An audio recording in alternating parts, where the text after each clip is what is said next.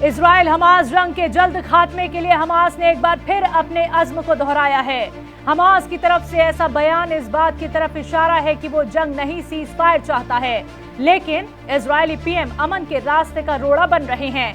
Hamas के सियासी bureau के एक मेंबर ने बयान दिया है कि militant group permanent cease fire के बिना कोई भी ट्रूस कबूल नहीं करेगा, क्योंकि ग्रुप नहीं चाहता कि इजराइल गजा में कत्लेआम करता रहे। न्यूज वेबसाइट अल जजीरा के मुताबिक हमास की सियासी ब्यूरो के मेंबर खलील अल हय्या ने कहा कि इजरायली जेलों में बंद फिलिस्तीनी कैदियों की रिहाई के बदले इजरायली कैदियों की रिहाई के फ्रेमवर्क को लेकर संजीदा है। अल जजीरा अरबिक टीवी को दिए एक इंटरव्यू में खलील हय्या ने कहा कि हमास परमानेंट सीज फायर और गजा पट्टी पर इजराइल के हमले को पूरी तरह से रोके बिना किसी भी ट्रूस पर राजी नहीं होगा।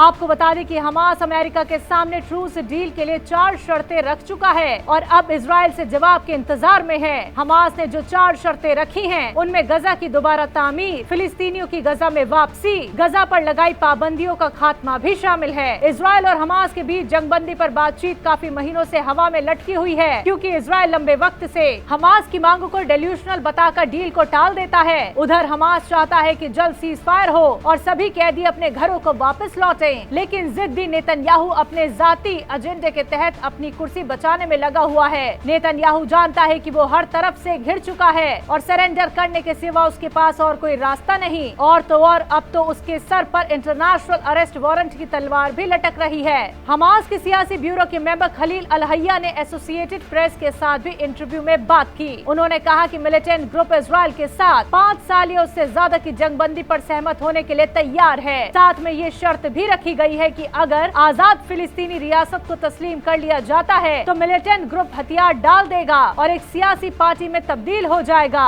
हमास के सियासी लीडर खलील अल हय्या ने एपी से इंटरव्यू के दौरान कहा कि अगर फिलिस्तीन को 1967 की जंग से पहले के इलाके दिए जाते हैं तो वो इजराइल के खिलाफ जंग नहीं लड़ेगा। अमेरिका में हिंदुस्तानी एक तालिबा को फिलिस्तीनी हिमायत प्रोटेस्ट में हिस्सा लेने के लिए गिरफ्तार किया गया है। ये हिंदुस्तानी तालिबा अमेरिका की जानी मानी प्रिंसटन यूनिवर्सिटी में पढ़ती है। आपको बता दें, अचिंत्य शिवलिंगम को कैंपस के अंदर फिलिस्तीन के हक में एहतजाज में हिस्सा लेना भारी पड़ गया। उसे अमेरिका में प्रिंसटन यूनिवर्सिटी से गिरफ्तार कर लिया गया और डिसिप्लिनरी प्रोसेस पूरा ना होने तक यूनिवर्सिटी से बैन कर दिया गया। तो तालिबा असल में तमिलनाडु के कोयम्बटूर की है और ओहियो के कोलंबस में पली बड़ी है। फिलहाल प्रिंसटन यूनिवर्सिटी से ग्रेजुएशन की पढ़ाई कर रही थी। बता दें, इन दिनों फिलिस्तीन की हिमायत में यूएस की अलग अलग यूनिवर्सिटीज में प्रोटेस्ट हो रहा है। बीते कल पुलिस ने 100 से ज्यादा लोगों को गिरफ्तार किया था। इसके साथ ही आज भी कई लोगों की गिरफ्तारियां हुई। प्रिंसटन एलुमनी वीकली की रिपोर्ट के मुताबिक 25 अप्रैल को प्रोटेस्ट कर रहे एहलकारों की वार्निंग के बावजूद यूनिवर्सिटी के कोर्ट यार्ड में मुजाहिरीन ने टेंट लगाए। इसके कुछ देर बाद अचिंत्य और हसन सईद नाम के तलबा को अरेस्ट किया गया। फिर बाकी मुजाहिरीन एहतजाज जारी रखते हुए अपने अपने टेंट समेट लिए। वाराणसी में एक इजलास से खिताब करते हुए AIMIM सरबरा असदुद्दीन ओवैसी ने तबसरा बयान दिया है। उन्होंने कहा है कि मैं किसी से डरने वाला नहीं हूं। मुख्तार एक इंसान था, जुडिशियल कस्टडी में था, उसे जहर देकर मार दिया। वो शहीद है और शहीदों के बारे में कहा गया है कि शहीदों को मुर्दा कभी मत कहो, वो जिंदा हैं। वाराणसी में पहली बार तीसरे मोर्चे के रूप में बनी PDM यानी पिछड़ा, दलित और मुस्लिम की इजलास शहर के नाटी इमली के बुनकर कॉलोनी के मैदान में हुई। इस इजलास से खिताब करते हुए AIMIM सरबरा असदुद्दीन ओवैसी ने बीजेपी के साथ अपोजिशन लीडरों पर भी हमला बोला। इस इजलास में हजारों की तादाद में लोग मौजूद थे। अपनी तकरीर की शुरुआत में AIMIM चीफ ने कहा कि ये बनारस मोदी का नहीं, उस्ताद बिस्मिल्लाह और तुलसीदास और गंगा जमुना तहजीब का है। असदुद्दीन ओवैसी ने आगे अपनी बात को बरकरार रखते हुए कहा कि PDM इंसाफ के लिए बनाया गया है, उत्तर प्रदेश की सियासत में पिछड़े समाज के लिए एक विकल्प के लिए बनाया गया है। हम 50 साल से वोट देने वाले बने, लेकिन अब हम वोट लेने वाले बनेंगे। संघ, बीजेपी, समाजवादी पार्टी या दीगर पार्टियां सिर्फ जुबान से इंसाफ की बात करती हैं, लेकिन जमीन पर अमली जामा पहनाने का काम नहीं करती हैं। ओवैसी ने अखिलेश यादव पर निशाना साधते हुए कहा कि जो सपा के लिए जान दे रहा है, उसी के पैर में गोलियां मारी जा रही है। मुसलमान होने की वजह से हमें जेल में जहर दिया जा रहा है, हमारे ही घर को बुलडोजर से तोड़ा जा रहा है। साबिक एमपी जो 10 सिक्योरिटी गार्ड के साथ चल रही हैं, करीब से कोई भी गोली मार देता है, लेकिन इन सब पर भी अखिलेश की जुबान से कोई आवाज नहीं निकलती। समाजवादी पार्टी ये चाहती है कि आप भैया के लिए जान कुर्बान करो और दरी बिछाओ। एक वक्त ऐसा आएगा जब अखिलेश यादव खुद दरी बिछाएंगे और आपके लिए जान भी देंगे। लोकसभा इंतखाबी मुहिम में जुटे नेशनल कॉन्फ्रेंस के चीफ फारूक अब्दुल्ला ने बीते जुमेरात को कहा कि अपोजिशन अलायंस लोगों के बीच दरार पैदा करने की कोशिशों के खिलाफ लड़ रहा है और अपोजिशन इत्तेहाद बीजेपी हुकूमत के दौरान किए गए गलत कामों को ठीक करेगा। फारूक अब्दुल्ला ने कहा कि इलेक्शन कमीशन को बदलना होगा, अदलिया को खुद मुख्तार बनाना होगा, क्योंकि अगर लोगों को कहीं और से इंसाफ नहीं मिलता है तो यही वो जगह है जहां लोगों को इंसाफ मिलता है। जम्मू कश्मीर के साबिक सीएम ने आगे कहा कि कई चीजें ठीक करनी होगी। गवर्नर उन्हें बनाना है जो दिल्ली की नहीं बल्कि आवाम की खिदमत कर सके। कई इदारों में कई नाहल लोगों को बैठा दिया गया है, लेकिन हमें उन जगहों को बचाना है। अब्दुल्ला ने कांग्रेस हेडक्वार्टर में नेशनल कॉन्फ्रेंस और कांग्रेस की ज्वाइंट रैली को खिताब किया और बाद में पार्टी दफ्तर में नेशनल कॉन्फ्रेंस के वर्कर्स को खिताब किया। अमेरिका ने ईरान के साथ कारोबार करने वाली 1 दर्जन से ज्यादा कंपनियों को बैन कर दिया है। अमेरिका की जानिब जिन कंपनियों पर बैन लगाया है उसमें 3 भारतीय कंपनियां भी शामिल हैं। आपको बता दें, अमेरिका की तरफ से बैन की गई सभी कंपनियों पर इल्जाम है कि रूस यूक्रेन लड़ाई में इन कंपनियों ने रूस की मदद के लिए ईरान के जरिए से ड्रोन भेजे थे। इसको लेकर अमेरिका के ट्रेजरी विभाग के जांच में ये पता चला है कि जिन कंपनियों पर बैन लगाया गया है उन सभी कंपनियों ने ईरान के साथ मिलकर रूस के लिए डील में मदद की थी। अमेरिका की तरफ से ये भी जानकारी दी गई है कि ईरान की तरफ से हुई इस डील में सहारा थंडर मुख्य कंपनी थी। इसी कंपनी ने ईरान के ड्रोन्स को और देशों के साथ व्यापार करने में मदद की थी। वहीं सहारा थंडर को मदद पहुंचाने के इल्जाम में 3 भारतीय कंपनियों पर बैन लगाया गया है, जिसमें Zen shipping, port India private limited और सी8 शिप मैनेजमेंट प्राइवेट लिमिटेड है। इसके साथ ही सहारा थंडर को लेकर अमेरिकी सिक्योरिटी एजेंसी ने बताया कि ये कंपनी ईरानी सैन्य यूनिट की एक बड़ी शिपिंग नेटवर्क वाली कंपनी है, जिसकी मदद से ईरान अपनी दिफाई और फौजियों के जरिए पीपल्स रिपब्लिक ऑफ चाइना, रूस, वेनेजुएला समेत कई मुल्कों में अपने सामानों को फरोख्त करता है।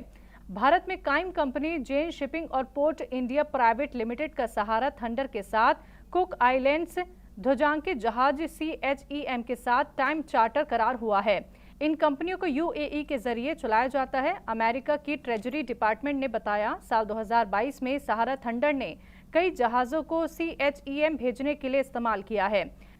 वेस्ट बंगाल की 3 लोकसभा सीट पर आज वोटिंग हुई। इसी बीच पीएम नरेंद्र मोदी ने मालदा जिले में एक इजलास से खिताब किया। इस दौरान उनके निशाने पर सूबे की ममता हुकूमत और कांग्रेस पार्टी रही।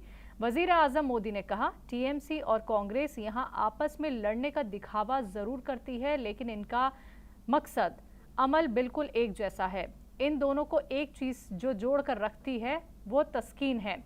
और क्या कुछ कहा पीएम नरेंद्र मोदी ने, सुनवाते हैं। साथियों, TMC और कांग्रेस यहाँ आपस में झगड़े का दिखावा जरूर करती है, लेकिन सच्चाई ये है कि दोनों के विचार और आचार व्यवहार एक जैसा है। TMC और कांग्रेस के जोड़े रखने का सबसे बड़ा चुंबक है तुष्टीकरण। तुष्टीकरण के लिए ये दोनों पार्टियां कुछ भी कर सकती है। तुष्टीकरण की खातिर ये लोग देश हित के लिए किए गए हर निर्णय को वापस पलटना चाहते हैं।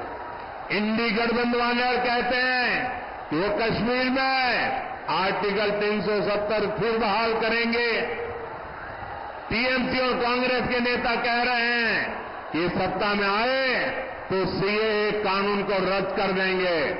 आज 18वीं लोकसभा के लिए सेकेंड फेज की 13 सूबों और मरकज की जेर हुकूमत रियासतों की 88 सीटों पर वोटिंग हुई। सुबह 7 बजे से शुरू वोटिंग में बिहार की बात करें तो बिहार में बांका लोकसभा सीट पर शाम 5 बजे तक 49.50% वोटिंग हुई। इसके अलावा असम में शाम 5 बजे तक 70.66%, छत्तीसगढ़ में 63.92%, जम्मू कश्मीर में 67.22%, कर्नाटक में 63.90%, मध्य प्रदेश में 54.58% वोटिंग हुई। आपको बता दें, इलेक्शन कमीशन के मुताबिक दूसरे फेज में 1202 कैंडिडेट्स की किस्मत का फैसला होना है। इनमें 1098 मर्द और 102 खवातीन उम्मीदवार हैं। 2 उम्मीदवार थर्ड जेंडर से हैं।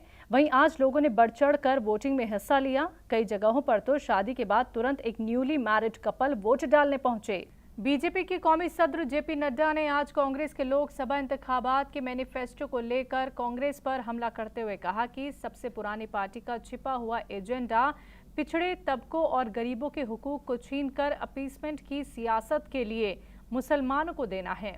कांग्रेस और ईडी इत्तेहाद का छिपा हुआ एजेंडा एससी, एसटी, ओबीसी के हुकूकों को छीन और मुसलमानों को देना है।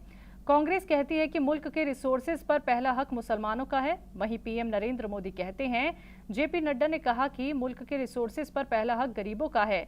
एक खास बिरादरी की तरफ कांग्रेस के झुकाव को लेकर तंज किया।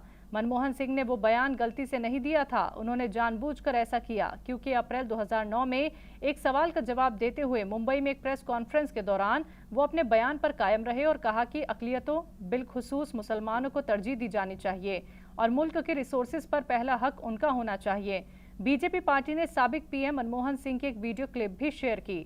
जेपी नड्डा का ये तबसीरा इलेक्शन कमीशन के जरिए पीएम नरेंद्र मोदी के उस तबसीरे पर बीजेपी सरबराह को नोटिस जारी करने के एक दिन बाद आया है, जिसमें मोदी ने दावा किया था कि अपोजिशन लोगों की जायदाद को मुसलमानों में फिर से बांटना चाहता है। लोकसभा इंतखाबात के दूसरे फेज की वोटिंग के बीच तीसरे फेज के लिए इंतखाबी मुहिम में जुटे कांग्रेस नेता राहुल गांधी आज कर्नाटक के बीजापुर पहुंचे, जहां उन्होंने एक इलेक्शन रैली से खिताब करते हुए मरकज की मोदी हुकूमत पर जमकर निशाना साधा।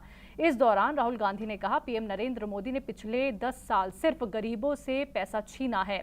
22 लोग हैं जिनके पास उतना ही पैसा है जितना 70 करोड़ हिंदुस्तानियों के पास है। नरेंद्र मोदी जी ने पिछले 10 साल सिर्फ गरीबों से पैसा छीना है। ನರೇಂದ್ರ ಮೋದಿ ಅವರು ಕಳೆದ 10 ವರ್ಷ ಕೇವಲ ಬಡವರಿಂದ ಹಣವನ್ನು ವಸೂಲಿ ಮಾಡಿದ್ದಾರೆ, ಕಸಿಕೊಂಡಿದ್ದಾರೆ, अरबपति बना दिए, ಕೋಟ್ಯಾಧೀಶರನ್ನ ಸೃಷ್ಟಿ ಮಾಡಿದ್ದಾರೆ। 22 लोग हैं जिनके पास उतना ही धन है जितना 70 करोड़ हिंदुस्तानियों के पास है। तिहाड़ जेल में बंद दिल्ली के वजीर आला अरविंद केजरीवाल के हेल्थ ट्रीटमेंट के लिए एम्स के 5 डॉक्टरों का एक मेडिकल बोर्ड बनाया गया है। इस मेडिकल बोर्ड को डॉक्टर निखिल टंडन हेड करेंगे। ये पहले से ही सीएम केजरीवाल के हेल्थ चेकअप कर रहे थे और कोर्ट ने 23 अप्रैल को ये फैसला दिया था। आपको बता दें, कोर्ट के हुक्म के बाद बनाए गए मेडिकल बोर्ड ने वजीर आला अरविंद केजरीवाल को तिहाड़ जेल में अगले 5 दिन तक दिन में 2 बार इंसुलिन की कम खुराक देने की सलाह दी है। एम्स के डायरेक्टर की ओर से गठित बोर्ड में एक एंडोक्राइनोलॉजिस्ट और एक डायबिटीज स्पेशलिस्ट शामिल है। पीर को जब अरविंद केजरीवाल की हेल्थ की जांच की गई तो उनका शुगर लेवल 217 तक बढ़ गया था। तिहाड़ जेल के एहलकारों के मुताबिक तिहाड़ के डॉक्टर केजरीवाल की हेल्थ की निगरानी कर रहे हैं। केजरीवाल को घर का खाना भी दिया जा रहा है। बहरहाल अब सीएम केजरीवाल के लिए तिहाड़ जेल में मेडिकल बोर्ड बना दिया गया है। दिल्ली शराब घोटाला मामले से जुड़े मुबैना मनी लॉन्ड्रिंग केस में दिल्ली के साबिक डिप्टी सीएम मनीष सिसोदिया को कोर्ट से फिर झटका लगा है। राउज एवेन्यू कोर्ट ने मनीष सिसोदिया की अदालती हिरासत को 8 मई तक के लिए बढ़ा दी है। आपको बता दें, मनीष सिसोदिया को पिछले साल फरवरी में गिरफ्तार किया गया था। इसके बाद से ही वो जेल में बंद हैं। वहीं दिल्ली के सीएम अरविंद केजरीवाल को भी इसी केस में अरेस्ट किया गया है। दरअसल सुनवाई के दौरान ईडी ने जवाब दाखिल करने के लिए वक्त मांगा था। इस पर कोर्ट ने ईडी को 8 मई तक का वक्त दिया। कोर्ट ने कहा कि डॉक्यूमेंट वेरिफिकेशन को लेकर ईडी 8 मई दोपहर 12 बजे तक अपना जवाब दाखिल कर सकती है। सिसोदिया की करप्शन मामले में न्यायिक हिरासत 24 अप्रैल को खत्म हो रही है। सीबीआई ने भी कोर्ट से सिसोदिया की अदालती हिरासत बढ़ाने की गुजारिश की थी। वहीं सुनवाई के दौरान दोनों फरीकों में हुई तीखी बहस के बाद कोर्ट ने सिसोदिया के वकीलों को फटकार लगाई। लोकसभा इंतखाबात के दूसरे फेज की वोटिंग के बीच सुप्रीम कोर्ट ने वीवीपीएटी को लेकर बड़ा फैसला सुनाया है। सुप्रीम कोर्ट ने वीवीपीएटी वेरिफिकेशन की मांग को लेकर सभी दरख्वास्तों को जुमा को खारिज कर दिया। इसी के साथ बैलेट पेपर की मांग को लेकर दर्ज दरख्वास्त भी खारिज कर दी गई है। कोर्ट के इस फैसले से ईवीएम के जरिए डाले गए वोट की वीवीपीएटी की पर्चियों से 100% मिलान की मांग को झटका लगा है। ये फैसला जस्टिस संजीव खन्ना और जस्टिस दीपांकर दत्ता की बेंच ने इस सिलसिले में दायर की गई जनहित अर्जियों पर अपना फैसला सुनाया। एसोसिएशन फॉर डेमोक्रेटिक रिफॉर्म्स संस्था और कुछ और ने सुप्रीम कोर्ट में अर्जियां दाखिल कर वीवीपीएटी पर्चियों का ईवीएम से 100% मिलान की मांग की थी। वहीं अब सुप्रीम कोर्ट ने अहम फैसले में साफ कर दिया है कि वोटिंग ईवीएम मशीन से ही होगी। ईवीएम वीवीपीएटी का 100% मिलान नहीं किया जाएगा। कोर्ट ने इसी के साथ कहा कि उम्मीदवार नतीजों के 7 दिनों के अंदर ईवीएम के माइक्रो कंट्रोलर के तस्दीक के लिए फीस अदा करके दोबारा काउंटिंग की मांग कर सकता है। इसी के साथ कोर्ट ने बैलेट पेपर से इंतखाबात की मांग भी खारिज कर दी। सुप्रीम कोर्ट ने खवातीन से हुकूक से जुड़ा एक बड़ा फैसला सुनाया, जिसमें कोर्ट ने यह साफ कर दिया है कि बीवी की जायदाद पर शौहर का कोई हक नहीं है।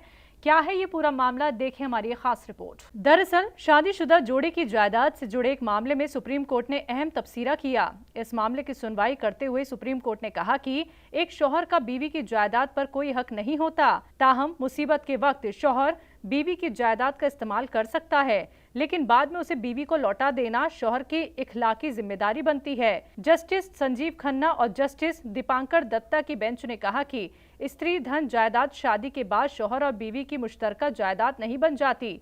शौहर का उस जायदाद पर किसी तरह का मालिकाना हक नहीं बनता।